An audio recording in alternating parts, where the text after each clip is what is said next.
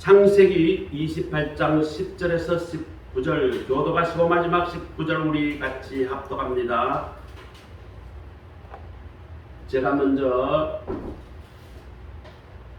10절 먼저 읽습니다. 야곱이 브엘세바에 떠나 하란으로 향하여 가더니 한 곳에 이르러는 해가 지는지라 거기서 가려고 그곳에 한 돌을 가져다가 베개를 감고 일부어 잤더니 꿈에 본적 사닥다리가 땅 위에 서 있는데 그 꼭대기가 하늘에 닿았고 또 본적 하나님의 사자들이 그 위에서 오르락내리락 하고 또 먼저 여호와께서 그 위에 서서 이르시되 나는 여호와니 너희 조부 아브라함의 하나님이요 이삭의 하나님이라. 내가 누워 있는 땅에 내가 너와 내 자손에게 주리니 네 자손이 땅에 티끌같이 되어 네가 서쪽과 동쪽과 북쪽과 남쪽으로 퍼져 나갈지며 땅의 모든 족속이 너와 내 자손으로 말미암아 복을 받으리라. 내가 너와 함께 있어 내가 어디로 가는지 너를 지며 너를 들어 이 땅으로 돌아오게 할지라. 내가 내게 허락한 것을 이루기까지 너를 떠나지 아니하리라 하시니라. 야곱이 잠이 깨어 이르되 여호와께서 과연 여기 계시는 걸 내가 알지 못하였도다. 이에 두려워하여 이르되 두렵도다. 이것은 다른 아닌 하나님의 집이요 이는 하늘의 집이라 하고 야곱이 아침에 일찍 일어나 베개로 삼았던 돌을 가져다 기둥을 세우고 그 위에 기름을 붓고 같이 있습니다. 그곳 이름을 베델이라 하였더라. 그 성의 이름은 루소더라. 아멘. 오늘은 인생 광야의 축복이라는 제목으로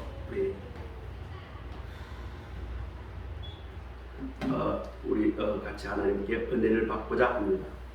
인생은 광야가 같다. 인생은 고난이다. 수많은 철학자들이 이야기를 했죠. 그렇습니다. 우리 인생이 항상 꽃길만 같을 수 없죠. 많은 어려움을 당하고 때로는 어떻게 해야 할 바를 모를 그런 상황도 맞들입니다. 이상하게 최근에는 우리 성남 소망교회에 속한 성도들이 이래저래 환자가 많습니다. 우리 안 권사님도 인대 수술을 해서 지금 고생을 지금 지금 한 달 지났나요? 벌써 2달 지났나요? 앞으로도 계속 지금 몇 달 동안 더 편찮으실 거예요. 정 권사님 지금 현재 간 옆에 붙은 담이죠. 담낭에 돌이 생겨가지고 그것을 칼로 째고 돌을 8개를 끄집어냈답니다. 그런 수술을 하고 한 달 동안 휴가를 얻어서 지금 멀리 딸네 집에서 지금 요양을 하고 있고, 우리 앞에 윤 집사님은 또 집에서 계단에 넘어져가지고 엉덩이를 계단에 찍어가지고 지금 엉덩이 멍이 들고 허리에 멍이 들어서 지금 불편한데 그래도 여기까지 주의를 지키려고 버스를 1시간이나 타고 오셨습니다. 환자예요. 우리도 지금 감기 때문에 우리 집사람은 이제 3주째라서 거의 나섰고 저도 이제 2주 지났기 때문에 거의 다 나섰습니다. 다 환자예요. 원치 않았는데 환자입니다. 뿐만 아닙니다. 어떤 사람은 사업이 어려워져서 쫓겨다니는 사람도 있고, 누구라고 말하기는 어렵지만 남들에게 내가 여기에 산다라고 감히 말을 할 수 없을 만큼 도망자 신세도 있습니다. 인생은 오늘 소개된 인생 야곱이 지금 만나는 것은 광야에서 지금 공허하고 외롭고 불확실하고 미래가 어떻게 될지 모르고 고향으로 가자니 형이 나를 죽일 것 같고, 되돌아가자니 사기꾼 같은 외삼촌 라반이 또 자기 인생을 그렇게 수십 년간 지금까지도 종처럼 부려먹었는데 그리로 갈 수도 없고 앞으로도 못 가고 뒤로도 못 가는 정말 처량하고 불쌍한 그런 상황 가운데 놓였습니다. 이와 같이 인생의 광야에서 우리가 힘들고 어려운 일을 당했다고 하면 우리는 어떻게 해야 할까? 오늘 말씀의 주인공은 아까 말씀드린 대로 야곱이죠. 놀랍게도 오늘의 말씀은 인생을 역전시키는 주는 것이 고난, 야곱의 이 고난을 통해서 인생 역전이 일어나고 하나님과의 바른 관계가 맺어지고 그 하나님을 만나는로부터 인생이 완전히 역전되어서 쓰레기 같은 인생, 패배한 인생, 저주받은 인생에서 화려하게 부활하고 극적으로 승리하는 인생, 복의 근원이 되는 인생으로 변화되는 것이 오늘 본문입니다. 오늘 본문의 내용에서 야곱은 20년 전에 어머니와 공모하여 아버지를 속이고 위에 형에게 속여서 장자의 축복을 뺏어서 자기가 받아버렸습니다. 형이 그것을 알고 죽이러 가니까 야곱은 더 이상 그 집에서 살 수가 없게 됩니다.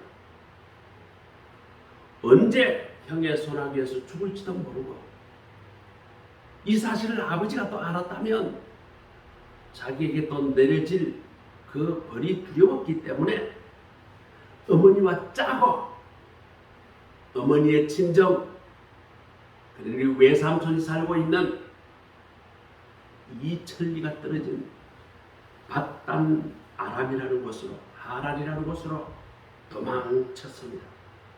우여곡절 끝에서 외삼촌을 만났는데 이 외삼촌이 또 골 때리는 사람이라 조카가 왔으면 잘 좀 데리고 있다가 돌려보내주지.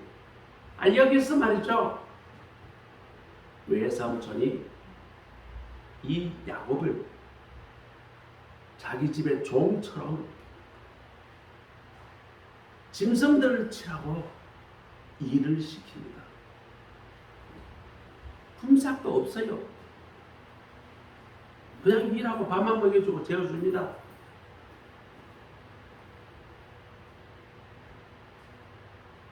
얕은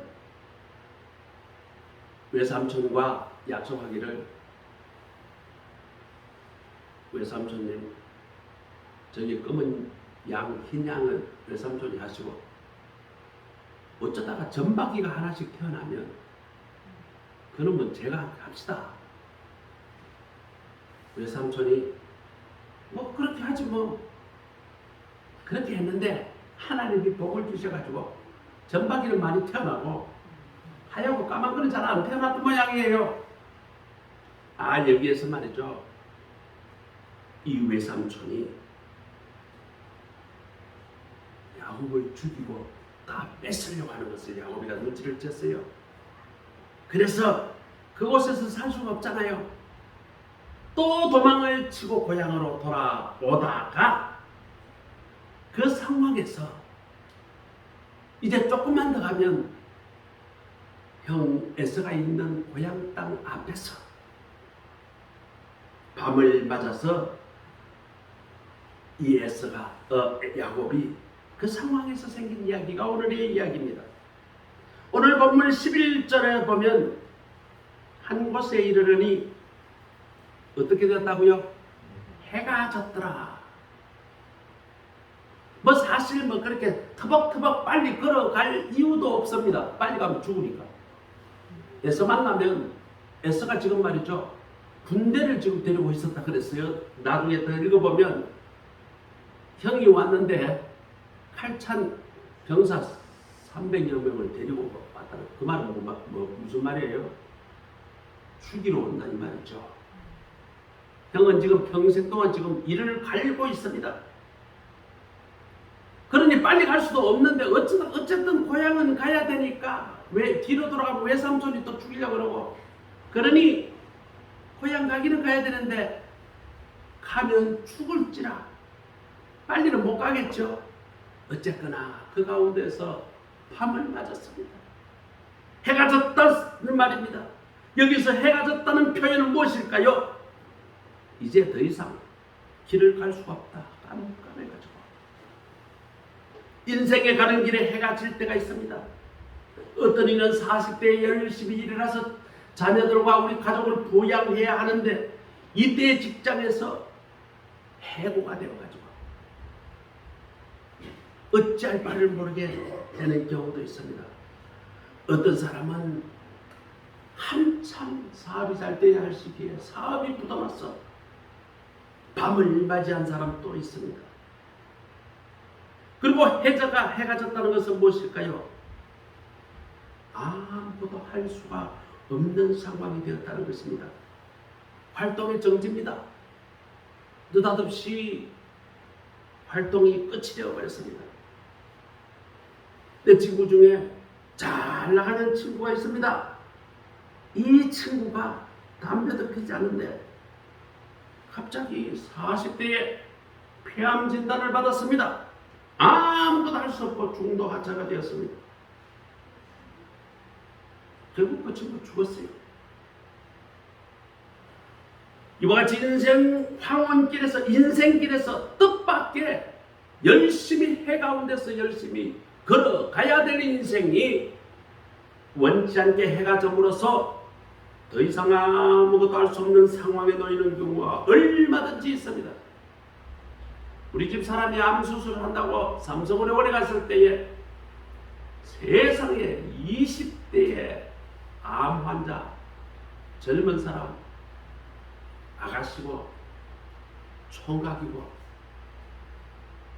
거기서 이겨내면 살고 안 그러면 죽는다. 길어야 6개월이다. 의사들이 다 그런 이야기를 하는데 암병동에 들어가 있으니 전부 다 암 환자지 뭐.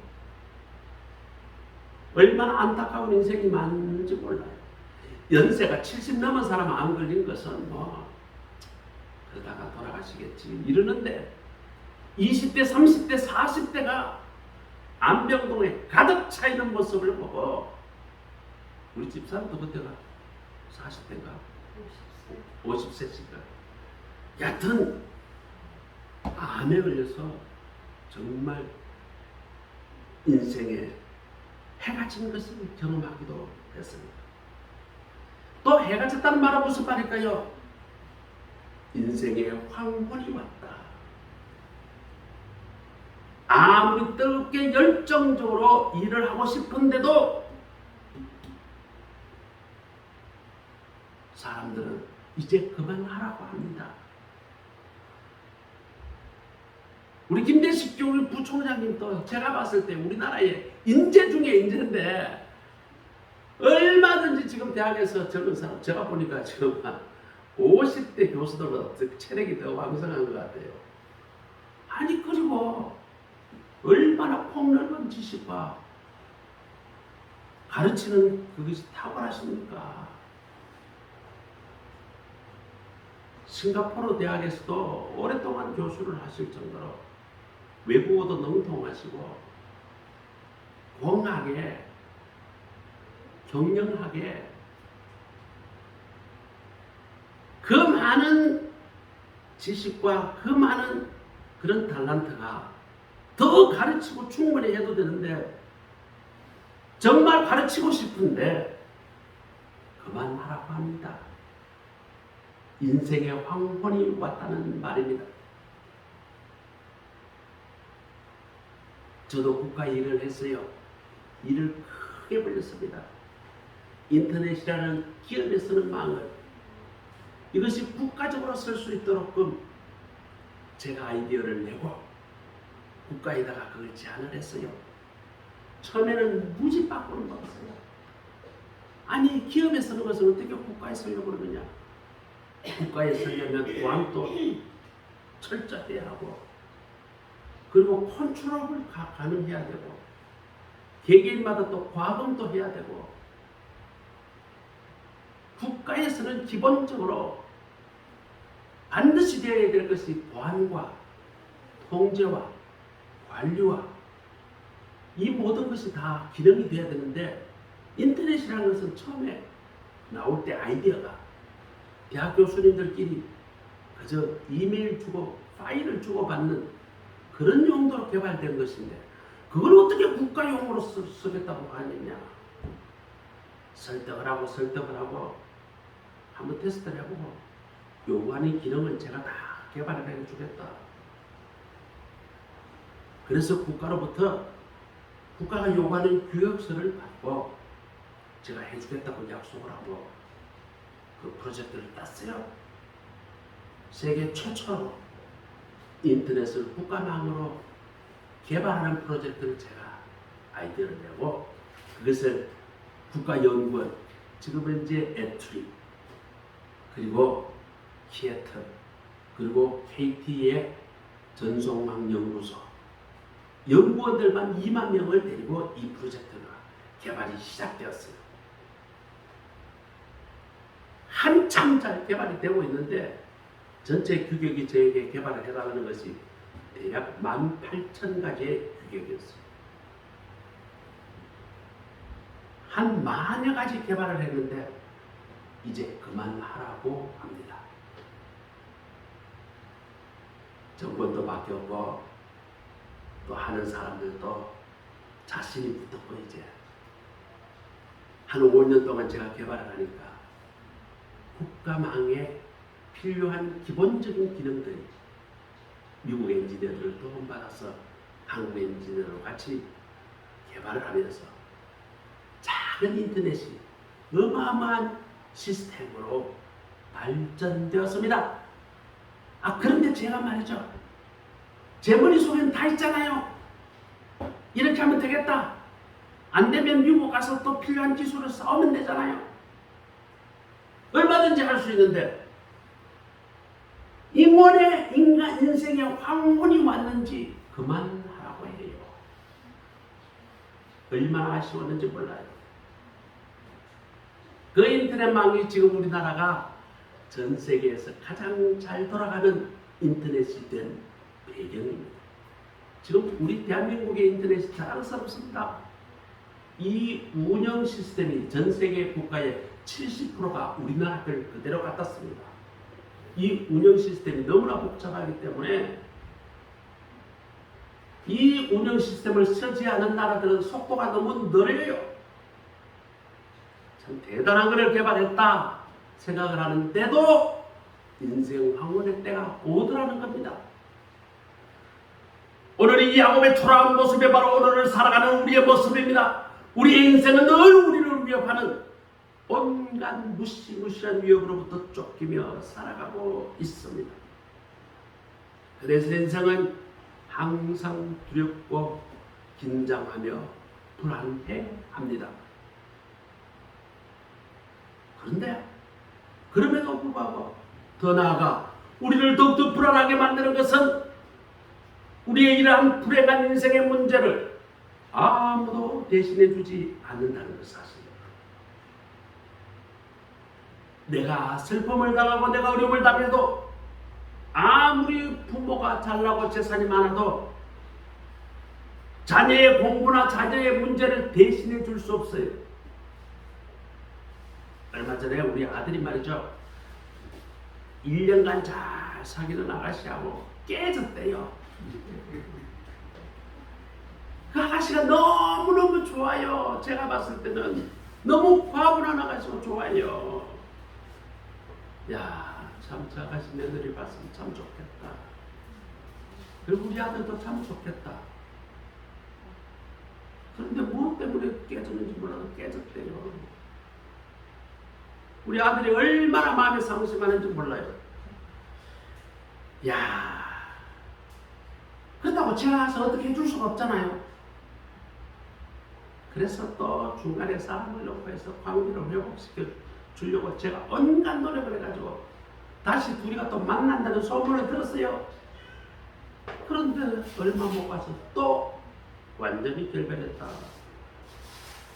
도와주고 싶은데 어떻게 해줄 수 없는 것이 우리 인생입니다. 인생은 저마다 자기의 문제를 홀로 서서 자신의 상황에 맞서 싸워야 하는 외로운 인생 광야의 여정이 바로 우리 인생입니다. 많은 인생들은 홀로 싸워야 하는 고독감과 내일을 알 수 없는 불안감에 마음을 견딜 수가 없습니다. 이렇게 우리 인생에 황혼이 찾아오면 우리는 어떻게 할까요? 오늘 야곱은 하늘을 바라보았다라고 합니다. 지금까지 야곱은 하늘을 보지 못하고 땅만 보고 살아왔습니다. 오직 땅의 것을 자신의 욕망만을 성취하게 하기 위하여 수단과 방법을 가리지 않고 살아왔던 사람입니다. 아버지도 속이고 형도 속이고 1년 7년 다 끊어버리고 악자까지 내가 잘 때와 내가 성공하려고 해서는 안 될 짓을 해가면서 남보다 더 가지려고 땅만 보고 뛰고 또 뛰고 그렇게 살았습니다. 오늘날 인생 가운데 야곱의 후예들은 얼마든지 있어요.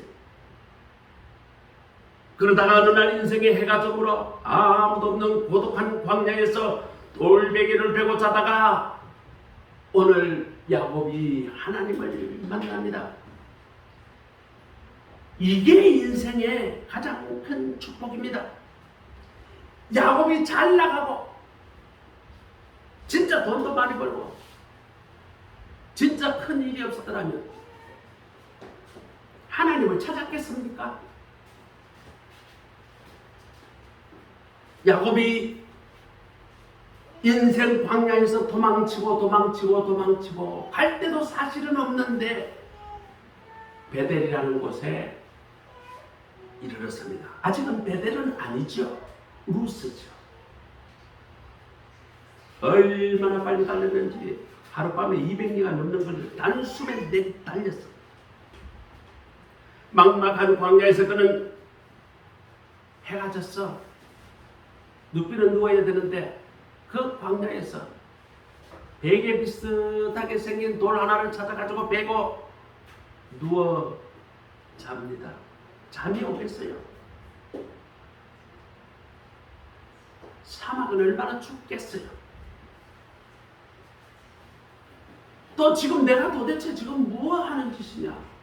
고향도 못 가고 그동안 도망쳤던 외삼촌 집에도 못 가고 딱히 갈 데도 없고 내 인생이 왜 이렇게 되었나? 내가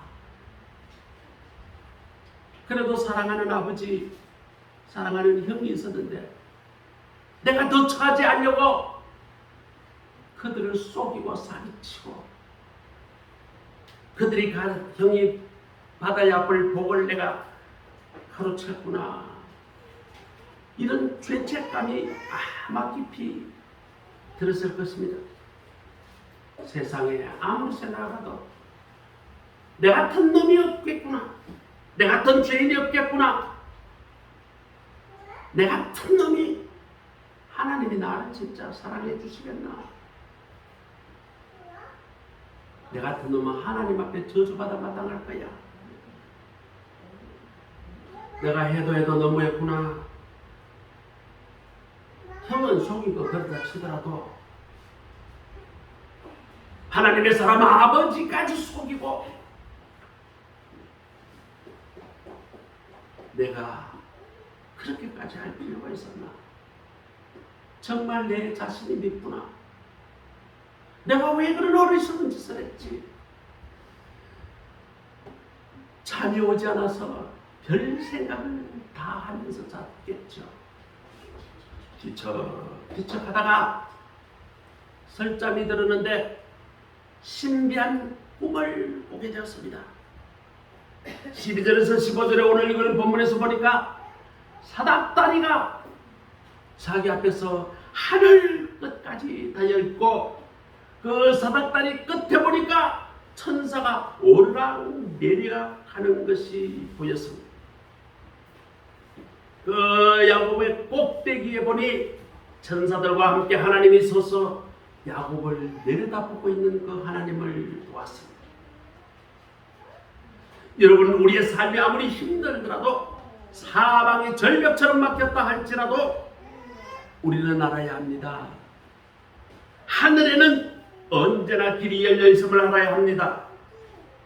내가 피할 길이 없고 도망갈 데가 없다 할지라도 하늘 꼭대기 닿아 있는 사닥다리가 준비되어 있습니다. 그 사닥다리 위에는 하나님의 천사가 우리를 돕기 위하여, 언제나 우리를 돕기 위하여 출정 준비를 지금 하고 대기를 하고 있습니다.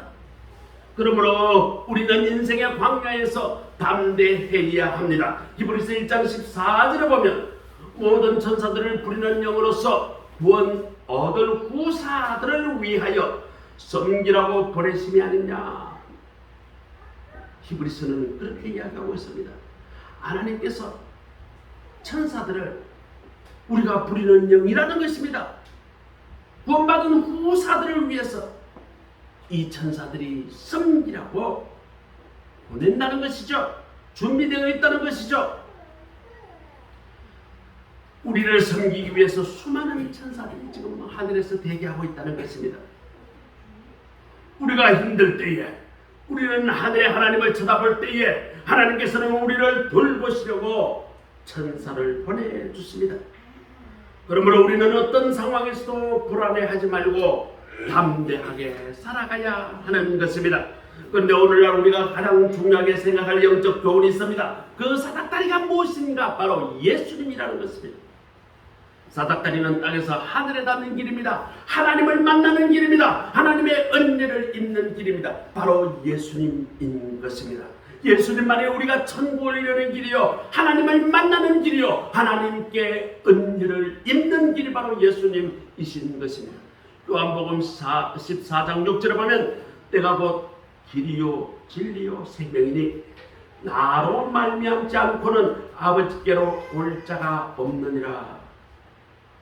전에는 인간이 어떤 형태든지 하나님께 나갈 수가 없었습니다. 하나님을 만날 수가 없었습니다. 예전에는 제사를 드렸죠. 제사를 드리는 게 무엇일까요? 하나님 앞에 내 죄를 용서해 주옵소서 라는 사죄의 제사입니다. 물론 제사는 여러 가지가 있어서 5가지 종류가 있지만 감사제도 있고 번제도 있고 뭐 여러 가지 죄가 있습니다만 기본적 제사의 의미는 뭔가? 하나님 앞에 죄사함입니다. 죄사함에 대한 요청입니다. 그런데 신약에서는 다릅니다. 예수님을 통해서 죄사함을 받기도 하지만 예수님을 통해서 하나님과 만나는 길이 예수님입니다. 구약에서는 하나님을 만날 감히 인간이 하나님을 볼 수도 없습니다. 성경에 보면, 히브리 전서에 보면 하나님을 본 자는 죽는다고 그랬어요. 그러니까 모세도 들기나무에서 하나님이 불타 있는 것을 보다가 돌아서라 그랬어요. 하나님께서 보지 마라. 그런데 신약에서는 우리는 예수님을 통해서 우리는 하나님을 만납니다. 하나님과 교제할 수 있습니다. 하나님으로부터 은혜를 받을 수가 있게 되는 것입니다. 우리가 어디든지 예수님을 통해서 그 자리에서 하늘문이 열리게 됩니다. 하늘로 연결된 사닥다리가 놓여지게 되어 있습니다. 이것이 우리 성도들이 받는 가장 큰 축복 중의 축복입니다. 하나님께서는 예수님을 통해서 우리에게 은혜를 베풀어 주시고 언제나 어디서나 우리와 함께 해 주시고 우리의 살 길을 인도해 주시고 우리를 도와주시는 것입니다. 오늘 예배 참석하신 우리 모두는 언제나 사닥다리신 예수님을 통해 담대하게 웃고 노래하고 기쁨으로 주님과 동행하며 살아가는 삶을 사시기를 축원합니다. 광야에서 하나님을 바라보아야 합니다. 그래야 하나님께서 복을 주시는 것입니다. 하나님을 만나온 후 야곱은 인생이 180도로 전환하여 바뀌게 됩니다. 첫 번째 눈이 열렸다고 했습니다. 꿈의 번쩍. 그리고 그 다음에 또 번쩍. 보았다는 거예요. 보았다는 거예요. 여기서 보았다는 단어의 히브리가 히네라는 단어인데 이 단이 영안 열렸다. 야곱의 눈이 열리면서 지금까지 상상해서 보지도 못했고 상상하지도 못했고 보지 못했던 살아계신 하나님의 영광을 보게 됩니다. 오늘 우리 모두가 우리의 영안이 떠여서 하나님의 영광을 바라보는 우리 모두가 되시기를 간절히 소원합니다. 하나님은 또 하나님을 만난 이후에 야곱은 귀가 열렸다.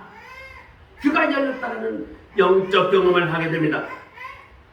야곱은 조부 아브라함 그리고 아버지 이삭 그 부모님께서는 항상 하나님의 음성에 듣다는 것을 늘 들었고 알고 있었습니다. 그러나 야곱 자신은 직접 하나님의 음성을 듣지 못했습니다. 그런데 하나님의 말씀이 이제 하나님의 음성이 그의 귀에 들리기 시작합니다. 성도들 중에도 마찬가지입니다. 목사님이 설교를 해요. 목사님이 설교 준비를 할 때 어떤 사람을 대상으로 해서 설교 준비를 하지 않습니다. 많은 자료를 보고 주석을 보고 그 해석이 보편적이고 우리 교단의 교리와 맞는가를 검증하면서 설교문을 작성을 하게 됩니다.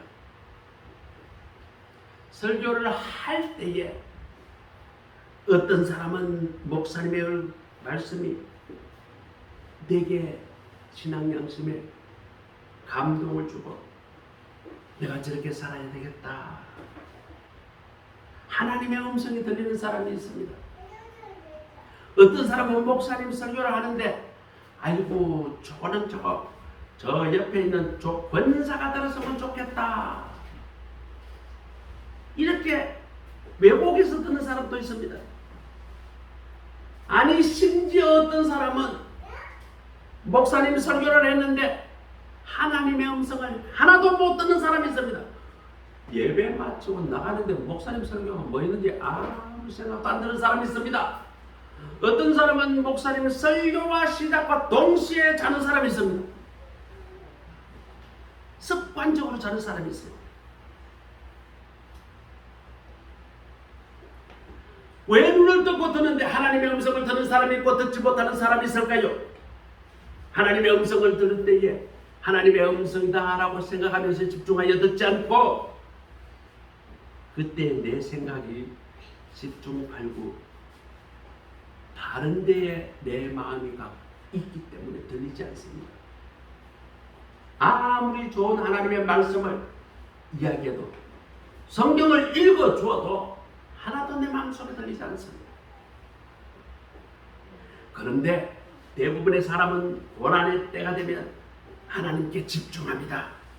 하나님의 음성을 듣게 됩니다. 그리고 변화됩니다.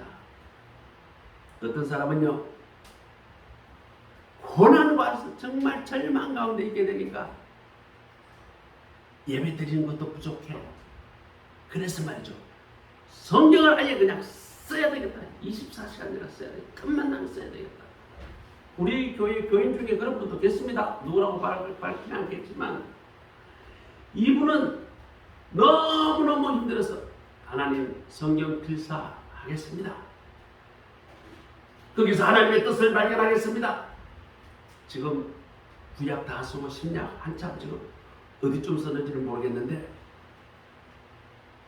꽤 오래전에 벌써 신약 들어갔습니다. 저희한테 이야기를 하는 거 보니까 지금은 아마 사도행전 로마서쯤 같지 않았을까 생각합니다. 내 마음 온전히 집중할 때 언제냐? 내가 고난이 왔을 때 하나님의 음성을 듣고 싶어서 내가 하나님께 집중할 때에 내 귀가 열려 하나님의 음성이 들리는 것입니다. 내 마음이 열려 성경을 볼 때 하나님의 음성을 들을 수가 있습니다. 광야는 하나님의 음성을 듣는 축복의 기회입니다. 우리의 귀가 열려 성령이 우리에게 하시는 말씀을 듣게 되기를 축복합니다. 아멘. 그리고 야곱은 입이 열렸습니다. 16에서 19절에 보면 하나님을 만난 야곱이 한마디로 말하면 나는 그동안 몰랐는데 하나님이 내 곁에 항상 계셨구나. 하나님이 나와 함께 계셨구나. 나는 그것을 몰랐구나. 하나님이 나를 늘 인도하고 계셨구나. 나는 그동안 그것을 몰랐구나. 이것을 깨달았다는 것입니다. 우리도 얼마나 많은 시간 동안 이런 하나님의 인도를 알아차리지 못하고 살아왔는지요. 와, 하나님은 살아계시고 하나님은 나와 함께하여 주시고 나에게 피할 길을 주시고 늘 나를 보호해 주시고 나를 인도해 주셨는데 그동안 나는 이것을 까맣게 모르고 있었구나. 내가 이 광야 가운데 아무도 없는 가운데 사고무친하게 아무것도 없고 벽도 없고 보호받을 곳이 없고 베개도 없어서 돌줄 서가지고 지금 베고 누워있는데 가만 보니까 여기가 하나님의 전구나. 그래서 이름을 베델이라고 지었다는 거죠. 베델이 하나님의 성전이라는 뜻입니다. 원래는 루스 땅이라고 그러죠. 루스라고 해요. 하나님이 여기 나와 함께 계시는구나. 아이고, 내가 하나님이 함께 계시다는 것을 내가 알구나. 하나님을 찬양하는 입이 벌어졌습니다. 그 순간 야곱은 아침에 일찍 일어나 자기가 베고 있던 돌을 세웁니다. 그리고 기둥을 치고 그것에 기름을 붓고 외칩니다. 와, 여기가 베델이구나. 바로 하나님의 집이구나. 하나님이 성전이구나. 하나님이 나와 함께 하시는구나. 그리고 하나님께 제단을 쌓았다 그랬어요. 이때 하나님이 다시 등장합니다. 그리고 야곱을 축복해 주십니다. 13절에 보니까 내가 누워있는 땅을 내가 너와 네 자손에게 주리니 땅을 주시겠다고 축복하시고 약속해 주십니다. 유대에서는 땅을 준다는 것은 부를 주겠다는 말과 똑같습니다. 부자가 되게 해주겠다는 말과 똑같습니다. 14절에 보니까 내 자손이 땅의 티끌같이 되어 땅의 모든 족속이 너와 너의 자손으로 말미암아 복을 받으리라. 내 자손을 번성시켜주고 그 자손을 하나님의 복을 주는 복의 통로로 만들어주고 세워주겠다고 약속해 주셨습니다. 어마어마한 복을 주셨다는 것이죠. 15절입니다. 내가 내게 허락한 것을 다 이루기까지 나는 너를 떠나지 아니하리라. 하나님이 항상 함께 해 주시겠다는 어마어마한 축복의 약속을 해 주셨습니다. 오늘 야곱에게 해 주신 이 어마어마한 약속이 하나님이 오늘 우리에게 주시기 위한 약속이 있음을 믿으시기 바랍니다. 여러분, 우리는 오늘의 야곱입니다. 우리가 어떤 환경에 있어도 어떤 지경에 놓여 있어도 누구와 함께 있어도 항상 예수 그리스도를 통해 하나님과 함께 할 수 있는 하늘 문이 열려 있습니다. 그 사실을 깨닫게 될 때 우리는 언제 어디서나 나와 함께 계시는 살아계신 하나님을 입을 열어 말하게 되고 내가 존재하고 있는 곳이 하나님이 함께하고 계시는 성전임을 깨달아 담대하게 이 세상을 살아가게 되는 것입니다. 여기 야곱의 고백이 오늘 우리의 고백이 되기를 간절히 바랍니다. 우리 다 같이 따라 하십시다. 하나님은 언제나 나와 함께 하겠습니다. 내가 있는 곳이 바로 하나님의 성전입니다. 여러분, 오늘 여기서 우리가 깨닫는 것이 무엇입니까? 우리가 사업이 잘 되고 자녀가 잘 되고 형통하고 편안하게 사는 것만이 복이 아니라는 것입니다. 영적으로 보면 오히려 어렵고 힘들 때에 이런 것이 있을 때에 내 마음이 광야의 상황에 놓여 있을 때에 영적으로 보면 그때가 내가 하나님께 가까이 나아가고 내 믿음이 더 강해지고 내가 더 하나님께 깊이 뿌리 내릴 수 있는 기회이기 때문입니다. 야곱은 몰랐지만 죽을 것 같아 도망치고 광야에서 그렇게 힘들었던 것들이 바로 하나님께서 인도해 주시고 이끌어 주신 축복의 기회였던 것입니다. 하나님께서 광야의 체험을 통해서 축복의 그릇으로 만들어 가시는 것입니다. 저는 오늘 여러분의 앞길이 형통하기를 축원합니다. 그러나 여러분의 역경을 만나더라도 어려운 환경에 놓이더라도 정말 죽을 것 같은 상황에서 있어도 낙심하지 마세요. 그럴 때 하나님께서 더 가까이 오셔서 은혜 주시고 더 큰 미래를 열어주심을 믿으시기 바랍니다. 아멘. 오늘 여러분 중에 어려움에 놓여 있는 분이 계십니까? 마음에 힘든 분이 계십니까? 몸에 병이 있어서 괴롭습니까? 직장 생활에서 힘든 일이 있습니까? 인간관계가 되지 않아서 부부간에 어려움이 있거나 또 자녀들과의 관계가 힘든 인생이 있습니까? 때로는 이런저런 것에 쫓기는 인생이라 생각하며 불안을 느끼는 분이 계십니까? 해는 저물고 외롭고 내 인생이 힘든 광야라 느껴지는 분이 계십니까? 바로 그 자리가 우리가 하나님을 만나는 자리입니다.